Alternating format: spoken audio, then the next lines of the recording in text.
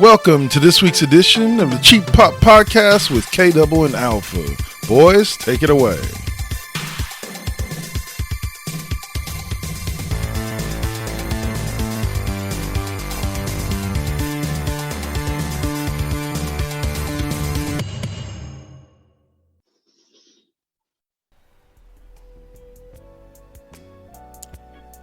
The following Four Aces production is for mature audiences only.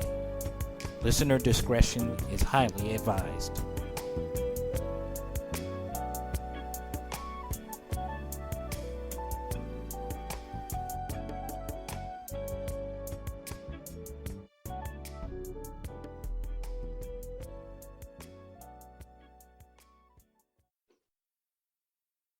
Hey, what's up? What's up? It's me, Double K, K Double, however you want to know me. And the man right above me or to the side of me, depending on how this all comes out, is the one and only Alpha. And we trying a new look here for the Cheap Pop Podcast. Normally we do the back and forth thing. Today we're gonna share the screen because we all about that sharing and loving and that lifestyle, man. Just being kind to each other.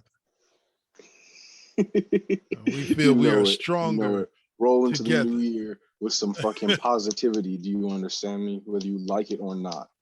Amen. Amen. Hallelujah. Exactly. And we're back to talk about some sweaty fucking men today. We're gonna be rolling with day one, are we not? Hey man, it was a pay-per-view that left my jaw on the floor. And we'll get to that main event.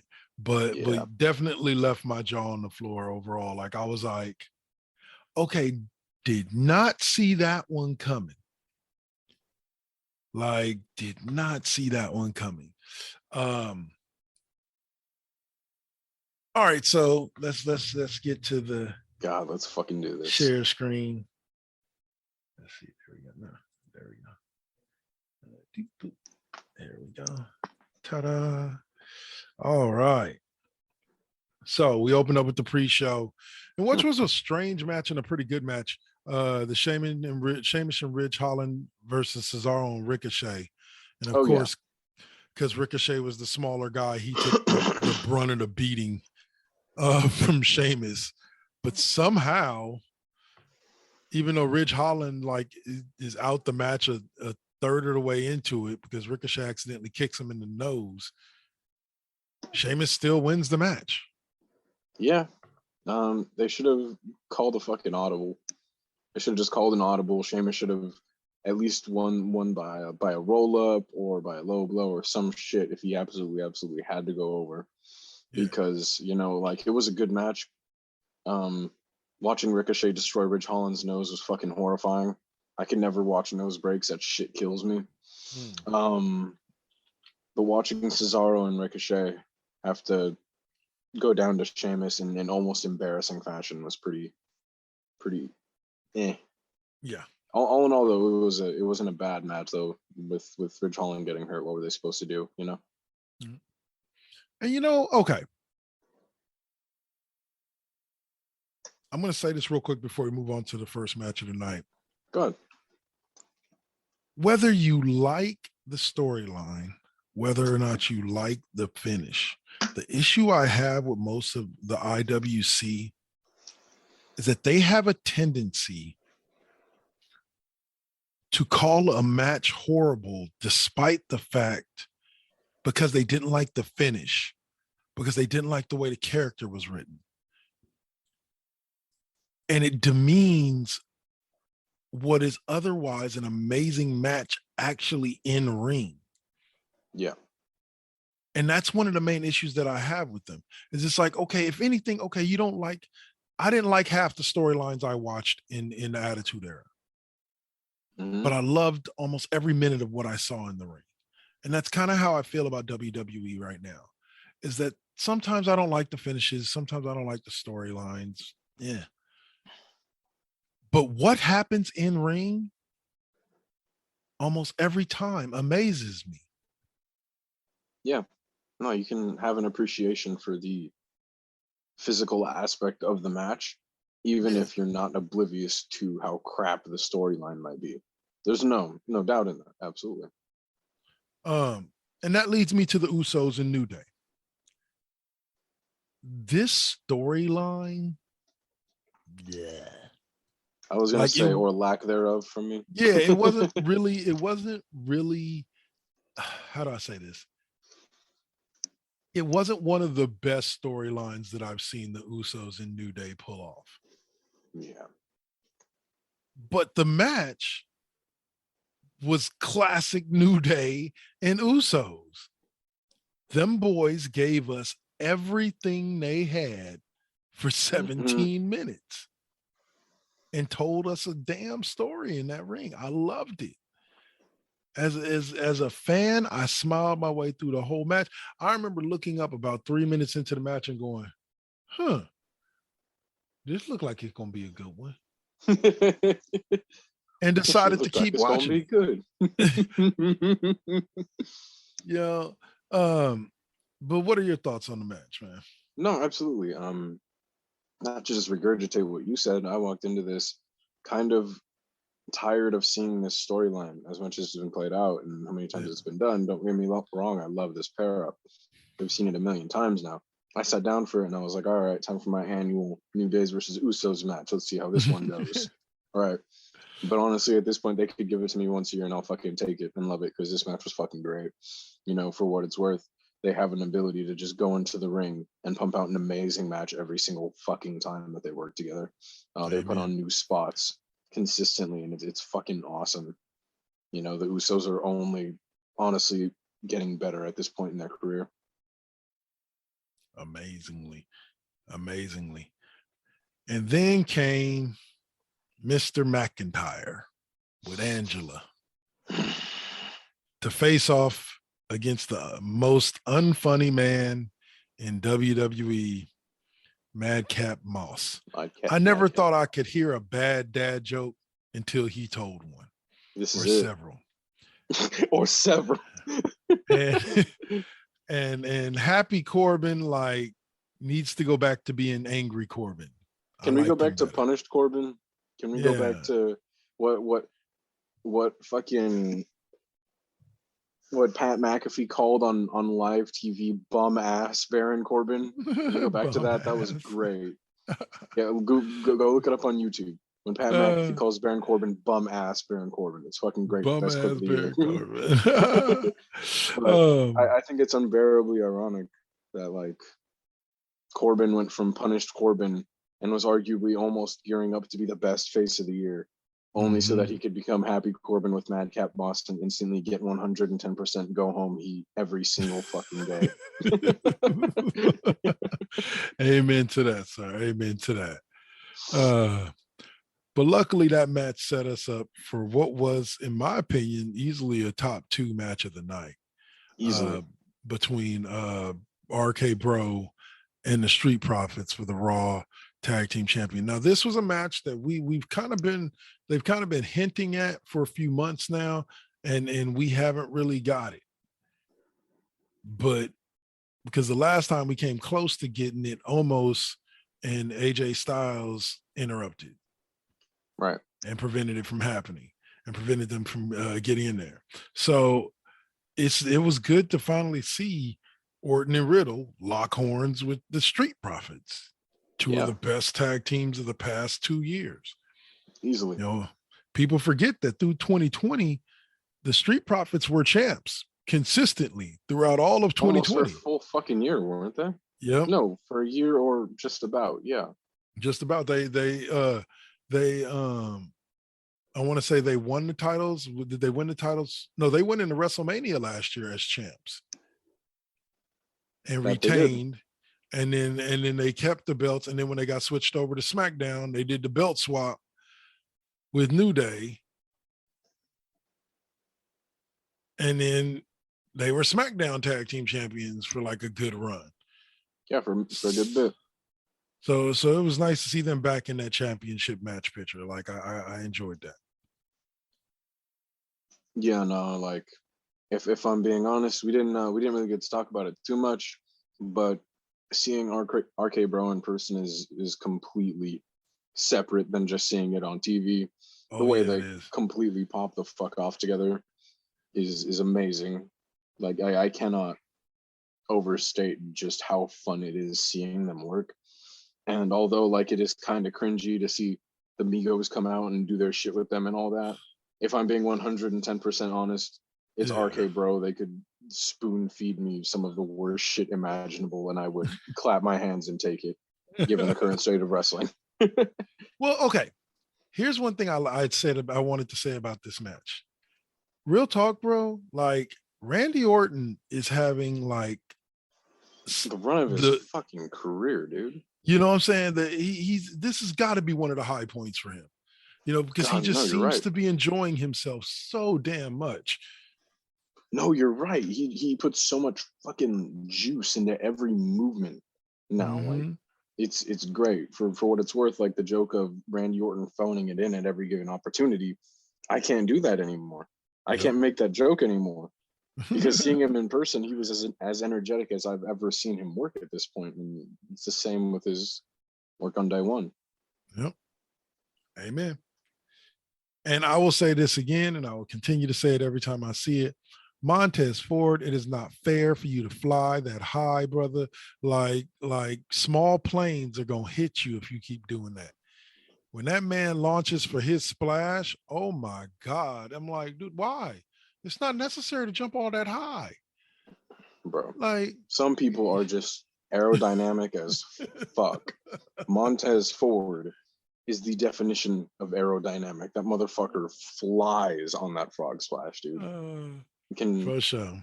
God, it still fucking staggers me to see him fucking fly, dude. And he's been doing that since NXT. Yeah, that's his main draw. Like from day one, that was just, I feel like that's just one of those moves that they saw him do in training and they're like, oh, that's the one. That's it. Bingo. Right there. Time to be finished, kid. Well, that led us to the longest match of the night, which had the most story involved with it. And that was Edge taking on The Miz with Maurice in his corner. And as predictable as it was, it was still amazing to see the Glamazon show her face on the main roster again and looking all badass in her leather jacket and her hair all done up, coming to support her man. Go on, girl. Go on. Yeah, Beth Phoenix is fucking awesome. You know, y'all talking about Beth and Austin, I'm talking about that Brood entrance thing. But he gets me every time with it. I love it. Give me the Brood. Do that every single fucking time. He can do it every single fucking time that I'd go for it. That being said, though, I didn't even realize this was the longest match of the night. It really was. And 20 minutes. You know, I love Edge, and I agree with everybody in the way that I would have loved to see him work with a younger star again. I would have loved to see him work with AJ or Matt Riddle or. Well, I think that's coming. Oh yeah, that's coming, no doubt. No doubt, I think he's gonna have one of those careers late in his life, like people like Taker did. Like where Shawn. He's gonna come in, like Shawn. Yeah, he's gonna come in, have an amazing feud with somebody, take a couple of months off, pop back up here and there. And he's gonna do that until he just doesn't feel like he has anything more he needs to accomplish. Yeah, you're right. Like that being said, though, I'm a bigger Miz mark than I am someone who wants to see younger stars. So I fucking love this match because like once a year, Miz can pump out these amazing fucking matches for no good reason. If you remember last year, he had that match with Seth Rollins. Yeah. For no good fucking reason. He'll just pump out a good fucking match. Like way better than the rest of his matches in the calendar year. And last year he had that banger ass match with Seth Rollins at like Backlash or some shit. I swear to God, I'll find it. And this is probably that one again. Probably not by accident, of course. This is a high profile ass match, but and I think this ain't over. Yeah, no doubt. Well, obviously it ain't over because on Raw the next night, Edge challenged him to a match at Royal Rumble, the tag team match, the gender or not cross gender, what's intergender. The intergender tag team match. I don't know why I crossed it. Anyway, But yeah, so all right, so that led us to what to me was a great match, but also was the most heartbreaking match of the night. Like, because I really feel like it's her Yeah. time. Yeah. It's her time. And they're taking that away from her. Yeah. Like, but it could be leading to a Daniel Bryan type moment where she ends up winning the belt at WrestleMania. I've heard rumors of that. So if it leads to that, I take back everything that I'm saying right now. But if it don't lead to that, this is kind of boo-boo. Yeah. When talking about Becky Lynch versus Liv Morgan, I agree. I thought I was alone in that. Because if I'm being real with you, I'm a huge I'm a Liv Morgan fan. You know why? Because Liv Morgan can sell her fucking ass off, dude. Like nobody in the women's division sells her ass off like Liv Morgan. When she gets hit, she crumbles like a fucking lawn chair. It's great. Mm-hmm. But everything that he said, and she's fucking gorgeous. Sorry, just had to be said. She just is. Like, somewhere on the list, and she's fucking hot. And Nice. she's fucking hot. God. Yeah, no, it was a Anyway. great match, though. It was a great match. I may not be enjoying the entirety of what's going on with Becky Lynch's character, but once again, I can appreciate the physicality that Becky Lynch consistently brings to her matches. Hey, man. Yeah. Like, I feel you. Like, I don't necessarily like the man character, but it is what it is. She's still good in ring. She's still really good in ring. And all right, so we got this fucking match. A few minutes left. Okay, so let's start off at the top. So during the pre-show, they announce that Roman Reigns has contracted COVID and is no longer going to be able to face Brock Lesnar that night. Yeah. And for some reason, instead of just giving Lesnar the night off, maybe it's in his contract. Maybe he told Vince, fuck you, put me to work. Maybe, it's a bunch of other stuff, whatever happened. Brock Lesnar gets added to the fatal four-way match for the WWE Championship. So here I thought, okay, look, Lesnar's supposed to be facing Reigns, so he's not going to win this match.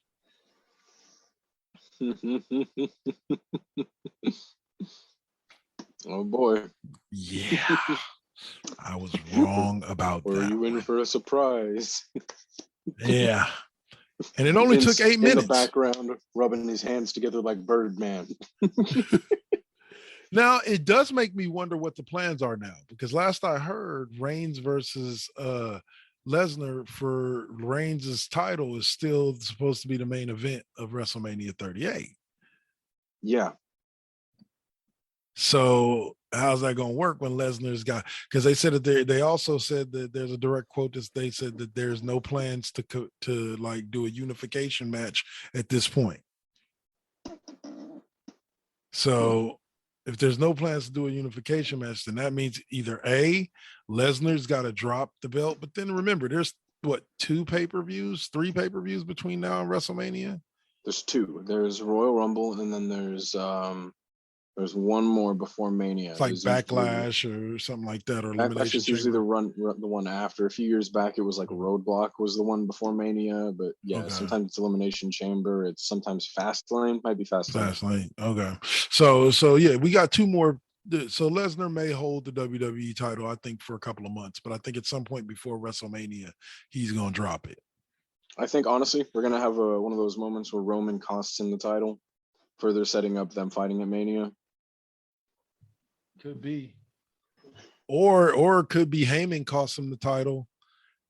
Do you think? Remember, they reunited on Raw. Lashley? Yeah, you remember, like, well, you know that that Lesnar and Heyman hooked back up on Raw. Yeah, of course, yeah. Yeah. And so with those 2 on at Raw, together, I think Heyman's gonna cost Lesnar the title. And what's gonna end up happening is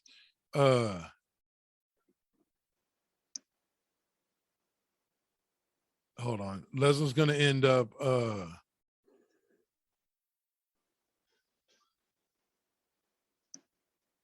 forgot what I was gonna say. Oh, he's Heyman's gonna cost him the title and then pop back up on SmackDown saying that the whole thing with Roman Reigns firing him was a ruse to get over on Brock Lesnar. You think so? I don't know, man. The double cross, double cross? Because they said that they're supposedly setting up for a major, when Heyman got fired, that was supposed to be setting up a major WrestleMania angle involving Heyman and Lesnar. That'd make more sense than now. Yeah. So I think we'll see. You know what? If Heyman goes back to Roman, you know what? You might be right. I didn't consider that.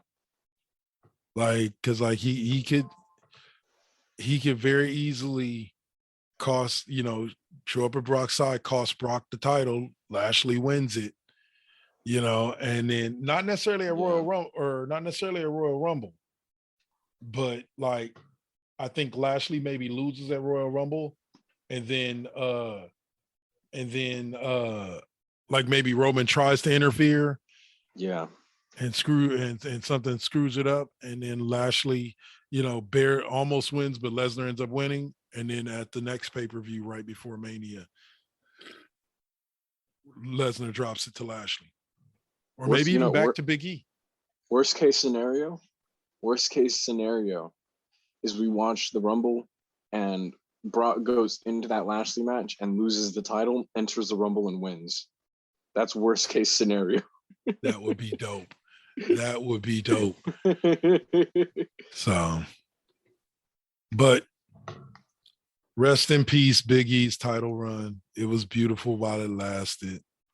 Yeah, no, I mean, they had a cool little 10-minute spot fest match. It was crazy that he was even added to it to begin with. The fact that Brock Lesnar has ruined all of the New Day's WWE Championship reigns is fucked up.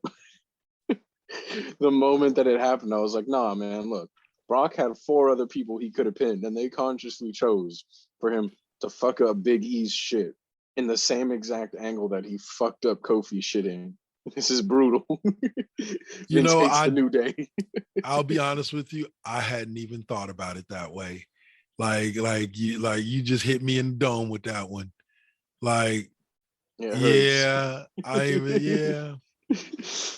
Fucking hillbilly Lesnar comes in fucking up the New Day's title reigns like it's nobody's fucking business. All right, so last subject before we go to break. I'm kind of gigging Brock Lesnar talking for himself. Yeah. Like Heyman can do his intros, but I'm gigging Brock talking for himself. Like, cause he's kind of funny. He's kind of funny. Like, not really, but like he's kind of funny. He's showing a little bit more personality than just being that dude that gets in the ring, kind of bounces around and beats people up. Yeah. He does the bounce, the Lesnar bounce. like if you go back and watch the last like 15 seconds of day one before it goes off the air, it's Lesnar sitting in the ring, like obviously tired as shit, with the belt over his arm, and he's just just sitting there laughing. Just laughing. Like God, just looking around like not to like hammer it in. Fucking Goro over here sitting down like Shao Kahn does in MK1, throwing his head back and laughing and shit. Like, he's the final boss, and it's fucking awesome. But Brock has never been good on the mic in any capacity, whether it be in WWE or even in the UFC. I'll never forget. Was it Frank Mir or whoever when he was like, I said you had a horseshoe up your ass a year ago, and I pulled out tonight and beat you over the fucking head with it. After he won the World Heavyweight Championship, and he's just fucking stupid. He's never been good on the mic, but like in the last, like in this most recent run, he's never been this charismatic. Yeah, he's just like oozing charisma. He just seems more comfortable on that microphone and in front of the camera than like he ever has. Amen. Like I 100% like, yeah, 100%. All right, so that's gonna do it for us for the first half of the show. We'll be back after a quick commercial break or podcast promo break if you're listening to us on Spreaker. Within the coming weeks, or within the coming months, this show, as well as all the rest of the shows before Aces, will be moving over to Live 365. You can find us, you'll be able to find us at live365.com. So, but that's a few months away. Right now, we're still on Spreaker.com and YouTube. So thank y'all for watching. Thank you for listening in. This is the Cheap Pop Podcast. I'm K Double. That dude over there is Alpha. And we want to thank you for listening in. Peace. Peace. You're listening to the Cheap Pop Podcast right here on the 4 Aces Presents Radio Network. Spreaker.com, iHeartRadio, Spotify, Apple Podcasts, Google Podcasts, and wherever you may find your favorite podcasts.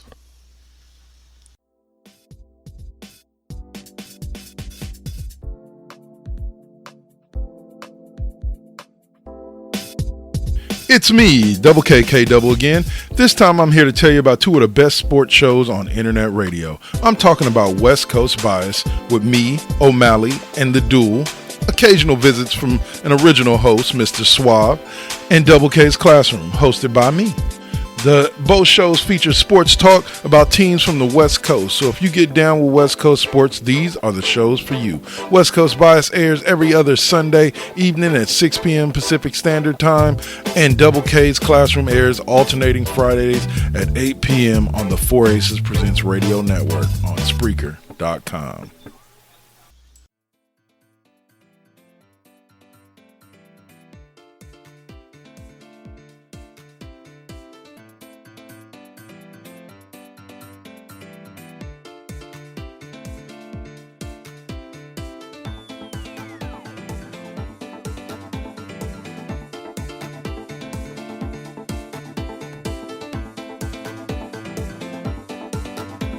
Imagine this. It's Friday night. You're at home wishing you can listen to an amazing playlist of some of your favorite music from the 60s, 70s, 80s, 90s, and 2000s. Pop, rock, whatever. Then take out your favorite podcast listening device and tune in to KD5P, otherwise known as K-Double's 5th Period Music Class. Every Friday night from 8 to 10 p.m.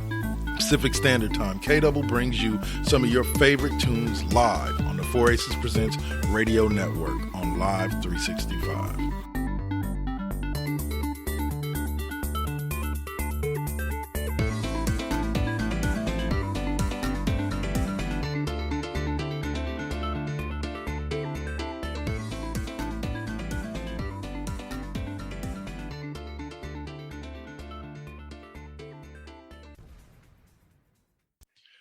And we are back.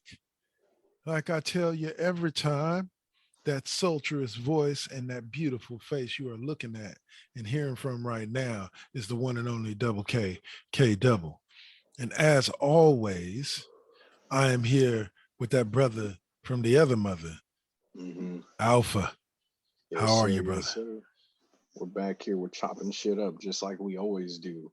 And now we're going to get to the most recent of anything we could be talking about at this point, and that's the releases.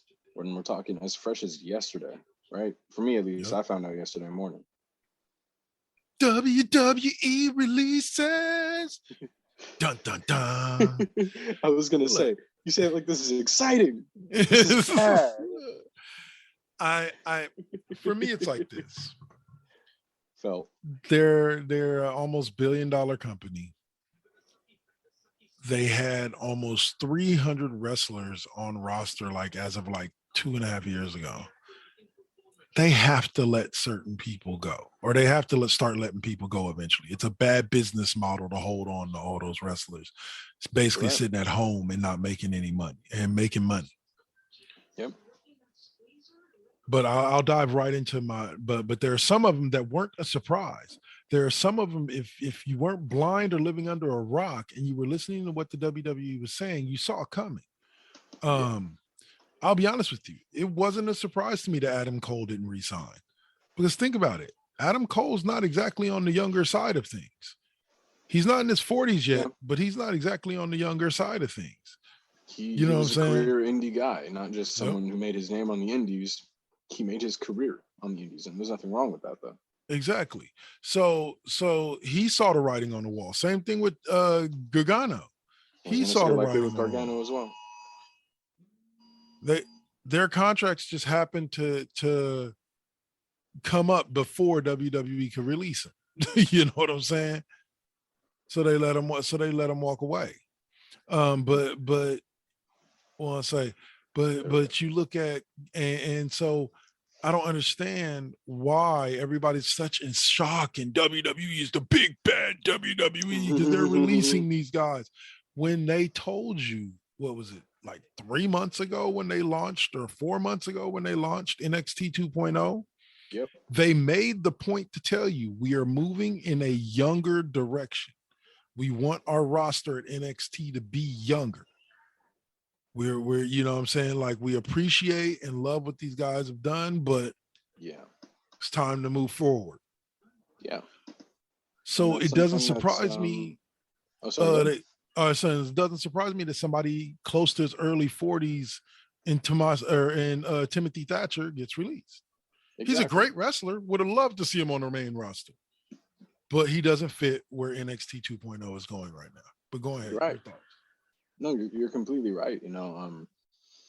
This is in no way to say that I don't appreciate the what people like Thatcher, what people like Regal, what people like Road Dogg, all the people we're going to be getting into today.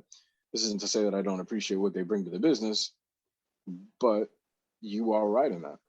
These are releases that have been they've been written on the wall for a while now. Since NXT 2.0 started, these names are people that we've kind of been expecting. And me personally, I knew that the very second they said we're looking for younger dudes, I was like, all right, right now people like Gargano, Thatcher, Ciampa, Birch, all of these older veteran style wrestlers on the NXT roster, they're going to start going now. Yeah. And it was less of an if and more of a when. Yeah. And they've even said at this point, and I'm sure everybody can tell, Birch and Thatcher haven't been on TV in a minute now. And that's for a reason. They've been taking more backstage type roles. And I love to see them contribute that way. But, at the end of the day, they're not in-ring talent or valued as such anymore. And so if they're let go, then what's to be expected, And that shows this whole new business model isn't just about the in-ring talent. It's not just about the wrestlers in and of themselves. It's about everything that has to do with the black and gold brand. Now that we're seeing the exodus of William Regal and Road Dogg. Road Dogg obviously being a part of the contingent with Shawn and Trips to basically write NXT full force all around. Yeah. And then you have William Regal, who's been a pivotal figure in NXT, not just as the on-screen general manager for probably the most consistent time period that we've had any general manager in modern times. But he was also huge on talent scout. Gargano has talked about it on Twitter. Regal is one of the biggest reasons we've had so many indie people come through NXT in the last 5-6 years. Yeah. That statement right there, combined with the WWE statement about the direction of 2.0, tells you exactly why Regal is no longer there, because his services are no longer needed. That's not the direction. That type of people anymore. The type of people that Regal was adept at picking out. Now here's where we draw into the second part of what I was talking about when I was off air. I think that all of these moves by WWE are precise and excellent. Everybody's like, oh, look, they're stripping down. They're preparing for a sale. No, they're getting back to the business of making stars. Throughout the Attitude and Ruthless Aggression era, I would say a good half to almost 2/3 of the stars, mega stars that came out of that era.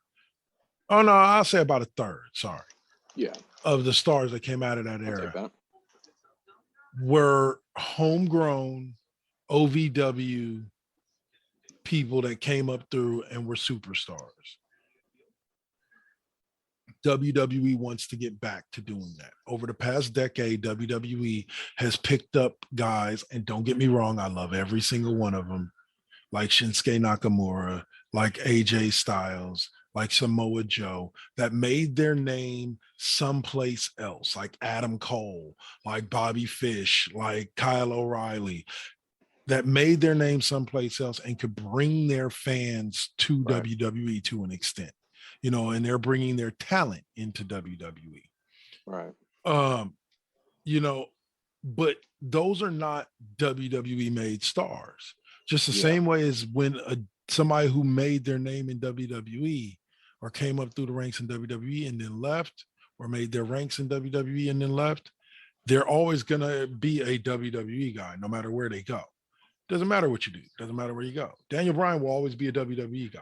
Love him to death. I know he was in ROH before WWE, but WWE is where the world fell in love with Daniel Bryan or Bryan Danielson. I'll take that. So despite the name change, he will always have WWE tied to him. CM Punk. He kind of developed his worldwide stardom on his own and brought it to WWE. But WWE launched him into that stratosphere. You're right. You know, they were the fuel in his rocket that he had already built. So he will always be attached to WWE. Absolutely. WWE has done that over the last few years. If AJ Styles goes and wrestles anywhere else, he will have that WWE tag tied to him. Not as he's a WWE guy, but just like not that a lot of people will remember him, but he'll be remembered for his time in WWE. Right. So he's WWE, as I like to say, he's one of those people where if he goes to an indie show after, you're going to see former WWE star, right, before the little moniker. And so because of that, I think once again the stripping down of NXT is about, and the Next in Line series. Right. Of the literal fucking team of Olympians. Right. Gabe Stevenson, those twin girls that play basketball, I think in Oregon or something like that. Not only that, but everybody there is also, I don't know if you've seen, everybody there is in some way, shape, or form like some form of social influencer. Yeah. They're big social media juicers. It's pretty crazy. Well, they're all athletes. Like they were all college athletes. Yeah, like they're all unbearably good athletes. Like they were saying the twin girls are like the Bellas to the next level, because like no offense to the Bellas, but the Bellas came in being models and gymnasts and kind of learned to wrestle. Zero wrestling ability. Right. Yeah. These girls are coming in as like actual sports athletes, you know, and learning to wrestle. There's a huge difference there, like in, you know, yeah, you're right. in how they come along. So like they're saying like they're the Bella twins with a little bit with a little bit more. So hey, can't wait to see what they look like if they ever hit the main roster or NXT. Right. You know, Gabe Stevenson, he skipped the NXT altogether and he just landed in the main roster. Right. Yeah. But that go ahead, sir. But him, Ridge Holland is showing. Him, guys like him, Ridge Holland, I forget to name a few, are showing. Damian Priest are showing how the WWE has been recently trying to infuse the main roster with younger faces and fresh faces. You're right. You know, it's very true. I think if not for their love of NXT, Ciampa and Gargano and Cole would have been on the main roster. Absolutely. I think so. They would have been the main roster a long time ago at this point. But that all being said, you know, it makes more sense, and it's staggering that this news came out when it did, because if you haven't learned already, this week Braun Breaker became the new NXT champion. He came through and not only literally split the old black and gold logo right down the fucking middle, like a big fuck you to the old black and gold brand. He comes through and literally kicks it in half, fucking Ghost of Sparta style, and then goes in and has a banger of a match with Ciampa, and then wins. And old boy celebrates with his Chucky the Killer Doll hating father. Oh, And it was a cool little moment. But for what it's worth, it happened within like 72 hours of them learning that Regal and all these people are all leaving NXT. And it is oddly poetic, you know. This is almost like the placement of the grave and the throwing of the dirt on on ye old black and gold. And you know, it was and it great was an while amazing brand for over a decade. exactly. And I say this as somebody who loved black and gold, and as you know, watched the entirety of black and gold from its inception. Mhm. I'm a huge fucking fan of this, and I'm not gonna say that I want NXT 2.0 to burn to the ground, but I am not as big of a fan of it as I was black and gold. Yeah. And I say all this because I want to play devil's advocate here. Okay. And so I say this as somebody who is unhappy with the entirety of NXT and what's going on right now. Bear that all in mind. Okay. So if this entire time we've spent years with stars rolling up to the main roster from NXT with nary of a plan or worst execution of everything going on with them, Mhm. every single time and time again, at the end of the day, is it not sensical to say that NXT Black and Gold wasn't doing good at producing the right type of stars for the main roster? On a consistent basis, it was not producing the type of stars that resonated well on the main roster to be able to stick around. And Very yes, much I so. will admit it was on part of the writing team of the main roster, no fucking doubt. Mhm. But that all being said as well, as much as I hate the change in NXT, at this point, was it not crucial to change NXT to actually gearing towards making something that would actually succeed on the main roster? And as much Fair as I enough. hate the Von Wagners and whatever the fuck Joe Gacy is doing right now, Uh, that all Von being said, Wagner. the fucking generic superstar 06 fucking Oh man. generic superstar 06, Oh six. you know. Random Despite the fact uniform. exactly, despite the fact that we have that, is it not Oh. is it not accurate to say that we needed to change NXT to properly make something for the main roster? Because as good as Aleister Black was, as good as Shinsuke Nakamura was in NXT, Samoa Joe, as good as Bobby Roode was in NXT, they just didn't translate to the main roster over and over and over again. Yeah, 100%. Like, Yeah, I can't disagree with you. Like, I think that's the reason why it was shut down. People, and see, I see a lot of people on the IWC talking about, oh, this is all about sticking it to Triple H. No, I think if you're going to change regime, you got to wipe the slate clean. yeah, If those guys that were released in the WWE to an extent let walk, we're not going to be on the main roster after transitioning out of NXT, then there was no reason for them to be with the company anymore. you're right. It boils down to that. Like basically, if you're not a part of it, that's any company in America, folks, any major company in America. When they talk about trimming the fat, what they're talking about is eliminating positions that no longer benefit and profit the company. And after almost 12, 13 years of NXT Black and Gold, an amazing product that did churn out like Sasha Banks, Charlotte Flair, Becky Lynch, Absolutely. and some stars, Kevin Damian Owens, Priest, Sami Zayn, Damian Priest. Yeah, you don't get me know, wrong. yeah. But recently, you are 1000% correct. They haven't turned out a shield in a long time. Exactly. Even when we're able to pump out these absolute physical monstrosities in the form of Keith Lee and Karrion Kross, look at the way that it's executed. Yeah. It just falls flat. But here's the thing about it. I think that like let's focus in on Keith Lee real quick. I think the biggest mistake that they made with Keith Lee was changing anything about who he was in NXT.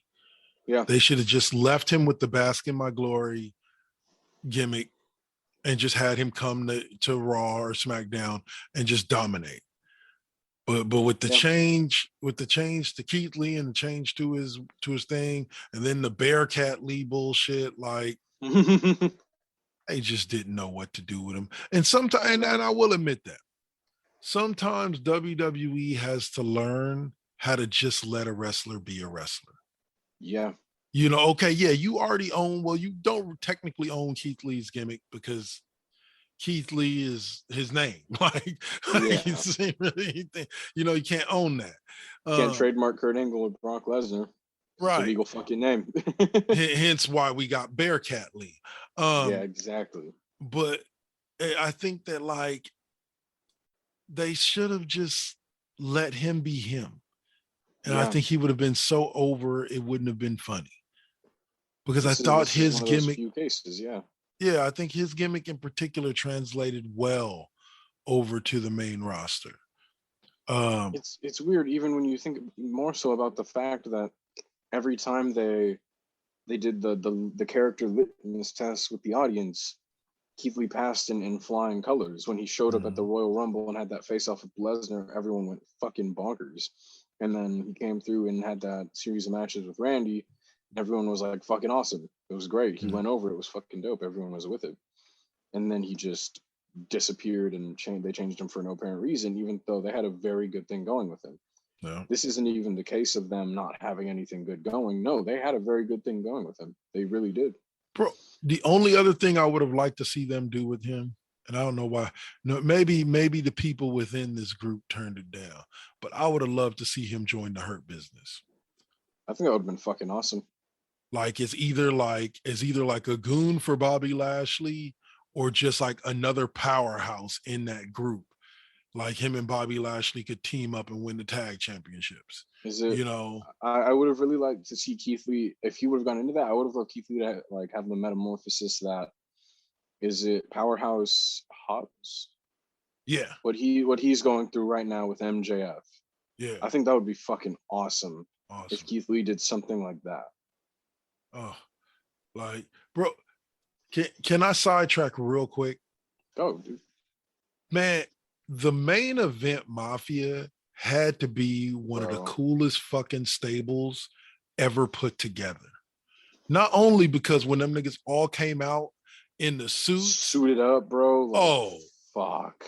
Dude. And then you had Sting and Booker T, and it was like champions. Yeah. I'm like, damn, dude. See, I miss that. That's the thing I miss about Impact now versus Impact back then. Not just because of the names, but they had some of the sickest fucking storylines in wrestling at that time. Joe versus Angle is still one of the best series of matches I've ever witnessed in my life. I will take it to my grave that Joe versus Angle is one of the best.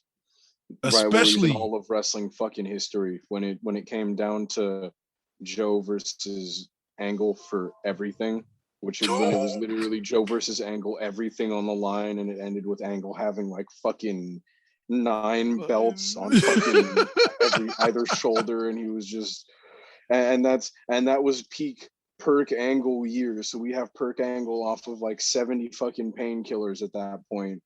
Fucking like 60 pounds of gold on his shoulders, fucking screaming his head off and shit. This peak fucking Perk Angle, best shit ever. Take my money.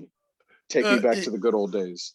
And I'll tell you this, like that was one of the rare times when I did not object to giving one man every title in a company. For real. Like most of the time I'm like, nah, that's not necessary. You got too many wrestlers to have one dude hold all the chips. Like that's not cool. But that time I was like, you know, you earned it. Like I can't even say nothing. Like you earned this shit. Like because you and Joe went through like a match. You know, AJ Styles and Samoa Joe for the TNA World Heavyweight Championship. Fuck yeah, dude.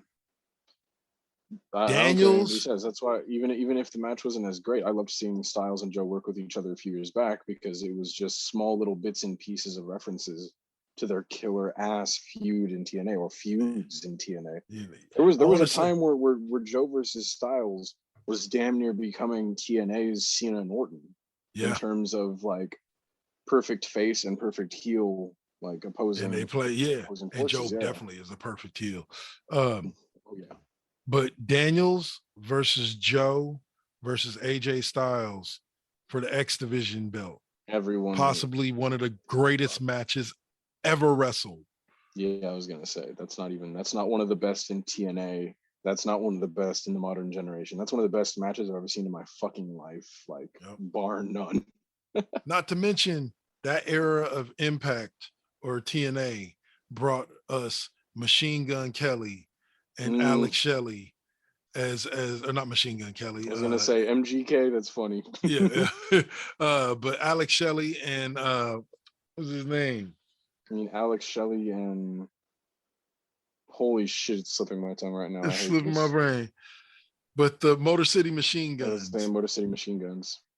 Yeah. Like, I was gonna say TNA had some of the fucking hardest names for any group and or tag team. Yeah, Beer Money. Beer Money, bro. Beer Money Incorporated was the shit. And people don't get it. Like there was a promo that James Storm did on Kazarian and Christopher Daniels. Shout out to them. Yeah. Those are actually friends of the show for the Raw Impact Unleashed. Both of those guys are awesome. Where James Storm comes up, he's like, I'm gonna tweet your ass and then I'm gonna kick you in your Facebook.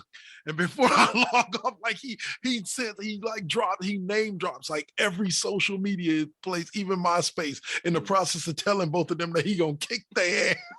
I was just like, James Storm, like, yeah, when he came to NXT for like 2 days, I was so juiced. And then he left. James Storm is what happens when you give a Mega Evolution Stone to Elias. Hell yeah. Well, see, he also had, James Storm was blessed with one of the best taglines in wrestling history. Like, because the fact that he could end every promo with "sorry about your damn luck" was just so beautiful, so amazing and beautiful, because it fit every situation. Like, I'm about to get in this ring and beat you like you sold something. Sorry. No. I'm about so your damn luck. Fucking passionate about him, bro. Like, dude, he walked so Hangman Page could run. Yeah, because all Hangman Page is a little bit toned down. Yeah, cowboy shit. Hangman Page is just emo fucking Landstorm. He called him dude emo. If Storm is Dirty Harry, then Hangman Page is Johnny Cash. Heck yeah. I like that. Oh man. But yeah, that cowboy shit, dude. But see, and I think, thank you for pointing that out, because I think that's part of the reason why I can't fully embrace Adam Page. Like, not because he's not a good wrestler, not because his character is not awesome, but just because, like, he reminds me of James Storm, but he's not quite James Storm. And I'm just like, no, and it's not even like, I have black fingernail polish on. No prejudice at all. Like, yeah. Hangman Page is just goth cowboy shit, and it's great. His whole gimmick is that he's sad. Don't get me wrong. I get that. That's not going over my head. Yeah. Oh man. But there will never be cowboy shit like the super kicking, whiskey breaking fucking James Storm, bro. I think that I also mentioned, just to talk AEW real quick, I think I finally understood what my issue is with Private Party. What's that? And it's not their fault. It's kind of like the similar thing with Adam Page. Like, they look like they're almost the Street Profits, but they're not. like even with the changed gimmick with them being with Matt Hardy now a little bit and everything, I'm just like, no, yeah, just aren't the Street Profits.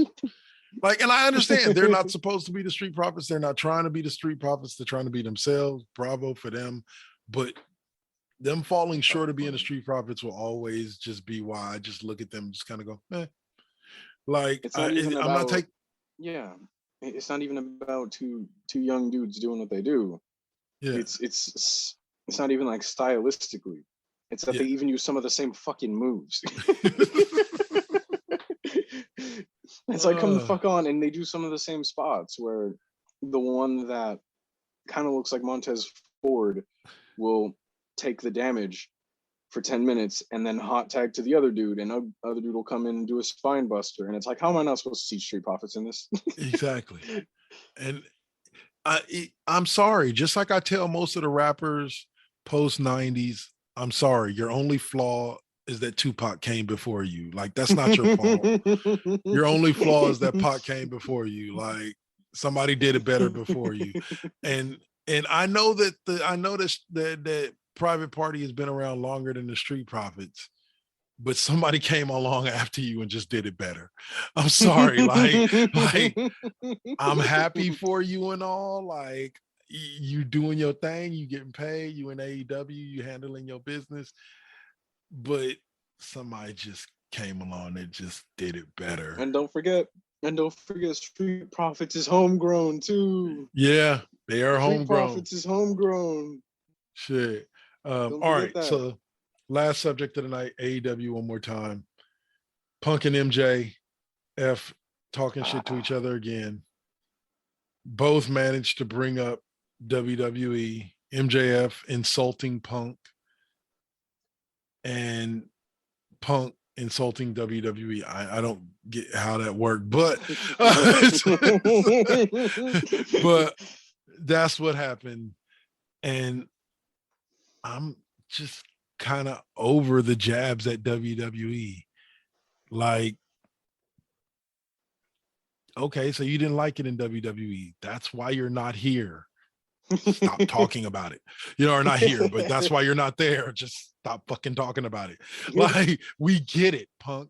Like you're bitter. Like, you're pissed off that you spent so much time. I'm pretty sure the millions that you made while you were there, like, didn't help ease the pain. But at the end of the day, we get it, dude. Like, just be you. Talk shit about the guy you're about to wrestle and then go out there and fucking out wrestle him. But leave the fucking WWE alone. They're not taking stabs at you. You just leave them alone. It ain't because I like WWE or anything like that. It's just, it's like watching a girl or a guy that just broke up with somebody, and then all they do is sit there and talk shit about that person. And you're like, you left them. Shut the fuck Let it go. up. Thank you. You want to put on the blue dress and everything, dance around the room. Let it go. Let it go.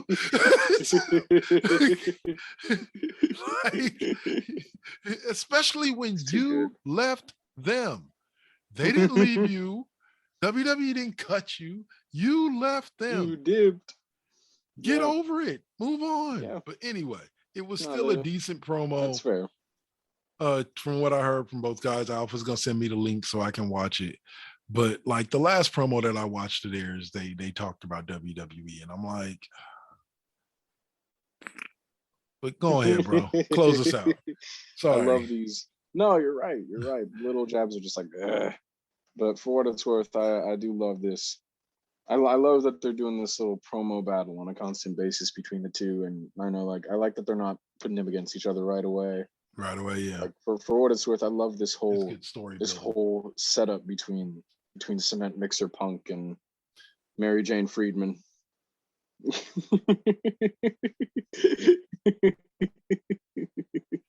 It's Cement Mixer, huh? Cement Mixer Punk, Cocaine Maker Punk. But it's not. Oh man! I love the way they're setting this shit up, though. I love the way they're setting this shit up. I like the way that they're just constantly battering each other over the mic all the fucking time. And if I'm not mistaken, yeah, Punk made MJF get his first loss of 2022. Okay. And then they immediately went to getting on the mic and talking back to shit. It was great. And I do like the little nod. If there is anything that I do love about them talking shit with WWE, there is one thing, and that is MJF talking about the fact that CM Punk still hasn't main evented WrestleMania. That I did like. Somebody tried to call him out on that and say that Undertaker versus CM Punk was a main event. It was a main event. It was not a co-main event. Main No, event was the closer of the show. Exactly. Yes. And normally if it's a co-main event, it happens right before the main event. But WWE does have matches at the top of every hour that they call main events. Yeah. And it was one of those, but it wasn't the main event of that WrestleMania by far. Yeah. And that is true. No. That is true. Yeah. It was considered by time gaps of the way shows are handled. It was considered the main event of that section of the show. That is true. Absolutely. But did it main event WrestleMania? No. Yeah. Another great feud for you idiots out there that says WWE hasn't done anything great since like the early 90s. I believe that feud happened in the early 2000s. That was CM Punk versus Undertaker. 13. Yeah, the CM Punk versus Undertaker was an amazing feud and led up to an amazing WrestleMania match. Fucking great lead up and match. So y'all can kiss my ass. That match should have main evented, in my opinion, just because it was a good ass match, in my opinion.